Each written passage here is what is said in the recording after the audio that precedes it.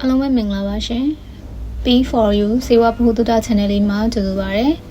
အခုဇန်နဝါရီလလေးက cervical cancer awareness month လေးဖြစ်ပါတယ် cervical cancer awareness month ဆိုတာကတော့တအိမ်ကောင်း cancer အကြောင်းအသိပညာပေးခြင်းတွေနှိုးဆော်ခြင်းတွေ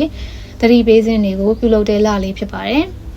အဲကြောင့်မို့မင်ကလည်းတအိမ်ကောင်း cancer အကြောင်းလေးပြပြပေးခြင်းပါတယ်ဒီဆုံး cancer ပေါ့နော် cancer ဆိုတော့ခန္ဓာကိုယ်မှာပုံမှန်မဟုတ်တဲ့ cell တွေပွားများလာတာကို cancer လို့ခေါ်တာဖြစ်ပါတယ်မျိုးသမီးတွေမှာဆိုလို့ရှိရင်တအိမ်နဲ့မိန်းမကိုကြားမှာဆက်သွယ်ပေးရဲ့အစိတ်ပိုင်းလေးတစ်ခုရှိပါတယ်။အဲ့ဒီအစိတ်ပိုင်းလေးကိုတအိမ်ကောင်းလို့ခေါ်ပါတယ်။အဲ့ဒီတအိမ်ကောင်းမှာကင်ဆာဆဲများဖြစ်ပွားခြင်းကိုတအိမ်ကောင်းကင်ဆာလို့သတ်မှတ်ပါတယ်။အမျိုးသမီးတွေရဲ့အဖြစ်များဆုံးကင်ဆာရောဂါကိုပြပါဆိုရင်လည်းတအိမ်ကောင်းကင်ဆာဖြစ်ပြီးတော့အသက်အရွယ်မရွေးလည်းဖြစ်ပွားနိုင်ပါတယ်။တအိမ်ကောင်းကင်ဆာက Human Papilloma Virus လို့ခေါ်တဲ့ HPV virus ပိုးကူးစက်ခံရတာကြောင့်ဖြစ်ပွားရပါတယ်။အဲဒီပိုးကလိင်ဆက်ဆံရာကနေအများဆုံးကူးလေးရှိပါတယ်။အရွယ်ရောက်သူအများစုမှာ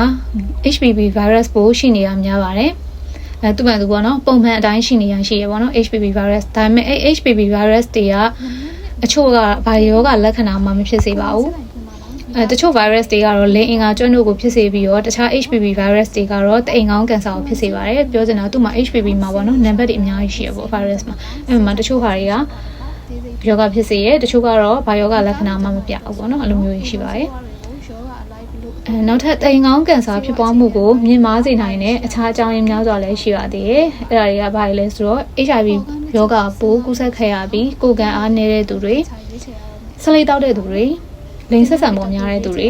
ဒါမှမဟုတ်လည်းမိမိရဲ့ partner ကလိင်ဆက်ဆံပေါ်များတဲ့သူဖြစ်နေရတယ်။မျိုးရိုးလိုက်တာတွေကြောင့်တအိမ်ကောင်းကင်ဆာဖြစ်ပွားနှုန်းကိုများစေပါတယ်။တအိမ်ကောင်းကင်ဆာရဲ့ယောဂလက္ခဏာတွေကဘာတွေရှိမလဲဆိုရင်အနံ့ပါတဲ့အဖြူစင်းခြင်း၊ရာသီပေါ်ချိန်မဟုတ်ပဲသွေးစင်းခြင်း၊ရာသီစဝန်းတစ်ခုနဲ့တစ်ခုကြားသွေးစင်းခြင်း၊ရာသီသွေးပုံမှန်ပမာဏထက်များခြင်း၊ရာသီပေါ်ရဲ့ပုံမှန်ထက်ရှည်ကြခြင်းသွေးဆုံးမိရဲ့အမျိုးသမီးတွေမှာသွေးထက်ဆင်းခြင်းစီးသွားရခက်ခဲခြင်းအတူနေပြီးချိန်တွေနာကျင်ခြင်းနဲ့သွေးဆင်းခြင်းတွေဖြစ်ပါတယ်။တအိမ်ကောင်းကင်ဆာကိုဘယ်လိုကာကွယ်ကုသလို့ရမလဲဆိုတဲ့နည်းလမ်းလေးတွေကတအိမ်ကောင်းကင်ဆာကိုကာကွယ်ဖို့အကောင်းဆုံးနည်းလမ်းကတော့တအိမ်ကောင်းကင်ဆာ virus ပေါ့နော် HPV virus ကာကွယ်ဆေးထိုးနှံထားတာဖြစ်ပါတယ်။ကာကွယ်ဆေးကိုဘယ်ချိန်မှစထိုးလို့ရလဲဆိုတော့အသက်9နှစ်ကနေ14နှစ်ကြားမှာထိုးထားခြင်းကအကောင်းဆုံးဖြစ်ပါတယ်။ကာကွယ်ဆေးထိုးရမယ့်ပုံစံတွေကတော့ဆက်စထိုးတဲ့အချိန်မှာတစ်ကြိမ်2လကြာရင်တစ်ကြိမ်6လကြာရင်တစ်ကြိမ်စုစုပေါင်း3ကြိမ်ထိုးရမှာဖြစ်ပါတယ်။အကာအကွယ်မဲ့လိင်ဆက်ဆံတာကိုလည်းရှောင်ကျဉ်သင့်ပါတယ်။ပြီးတော့တအိမ်ကောင်းကင်ဆာရှိမရှိကိုဘယ်လိုစစ်ဆေးလို့ရလဲဆိုတော့